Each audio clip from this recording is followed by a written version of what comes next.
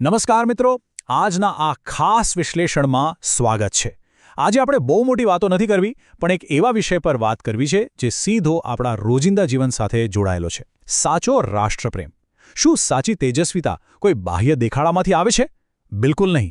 જ્યારે અંદરથી પોતાના કામ પ્રત્યે, પોતાના વિચારો અને દેશ પ્રત્યે એકદમ નિષ્ઠાવાન, વફાદારી હોય ને, ત્યારે જ સાચો પ્રકાશ ફેલાય છે। આ કોઈ સુવિચાર નથી હો, આ તો એકદમ નક્કર વાસ્તવિકતા છે। ચાલો સમજીએ કે આ બધું ખરેખર કામ કેવી રીતે કરે છે। હવે એક સવાલ થાય, શું ચમકવા માટે ભીડની પાછળ દોડવું ખરેખર જરૂરી છે? મોટાભાગે આપણને એવું જ લાગતું હોય છે કે લોકોની નજરમાં રહેવું વધારે અગત્યનું છે, પણ ના, શાંત રહીને પોતાના સિદ્ધાંતોને વળગી રહેવાની તાકાત કંઈક અલગ જ હોય છે। આંતરિક સમર્પણ અને પ્રમાણિકતા એવો પ્રકાશ આપે છે જેને કોઈ ભીડ છુપાવી જ ન શકે। બહારનો ઘોંઘાટ ભલે ગમે તેટલો હોય, પણ એક નાનકડો દીવો કોઈ પણ જાતના અવાજ વગર આખા ઓરડાને અજવાળી દેશે। બસ, આપણી અંદરની વફાદારી પણ આવું જ કામ કરે છે।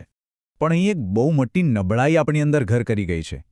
આપણને બધાને સારું સાંભળવું બહુ ગમે છે।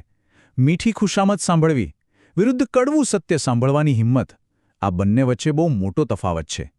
ભલે સામેવાળી વ્યક્તિ તદ્દન ખોટું બોલતી હોય, પણ જો એ મીઠું બોલે તો આપણને ગમી જાય છે। પણ જો ખરેખર સાચો બદલાવ લાવવું હશે ને, તો આ મીઠી અને ખોટી વાતોમાંથી બહાર આવવું પડશે। સારું નહીં, પણ કડવું અને સાચું સાંભળવાની હિંમત તો રાખવી જ પડશે। આ વાતને બરાબર મગજમાં ઉતારવા જેવી છે કે અરીસો આપણું સાચું ઘડતર કરે છે, ખુશામતખોર લોકો નહીં। ખુશામત કરનારા લોકો હંમેશા વાલા લાગે છે, કારણ કે એ લોકો બસ આપણા ખોટા વખાણ કર્યા કરે છે।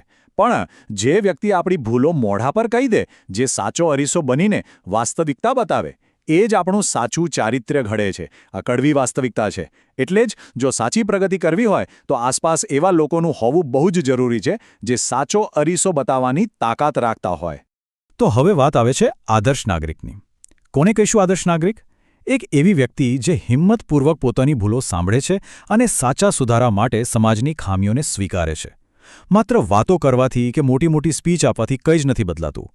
આપણે સૌએ ખુલ્લા દિમાગથી વિચારવું પડશે કે શું આપણામાં આપણી ભૂલો અને સમાજની ખામીઓને સ્વીકારવાની હિંમત છે ખરી? આ સ્વીકૃતિ જ આપણા વિકાસનું પહેલું પગથિયું છે।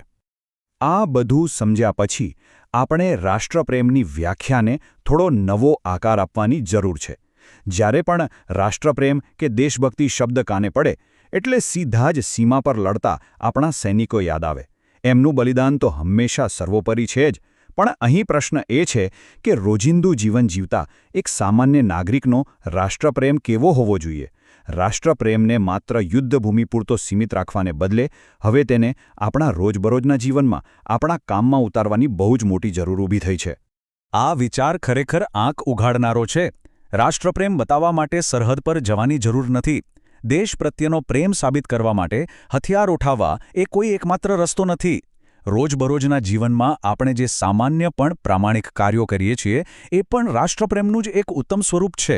આ વિચાર દેશભક્તિની વ્યાખ્યાને એટલી બધી વ્યાપક બનાવે છે કે કોઈ પણ સામાન્ય નાગરિક પોતાના લેવલ પર દેશની સેવામાં જોડાવા માટે સક્ષમ બની જાય છે। તો ચાલો જોઈએ કે આ રાષ્ટ્રપ્રેમ પ્રેક્ટિકલી કેવો દેખાય છે। આ કોઈ બહુ અઘરી વસ્તુ નથી।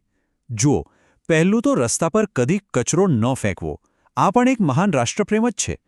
બીજું, ટ્રાફિકના નિયમોનું ઈમાનદારીથી પાલન કરવું। ત્રીજું, પાણી અને વીજળીનો બગાડ અટકાવવો, જે સીધી રીતે દેશની જ બચત છે।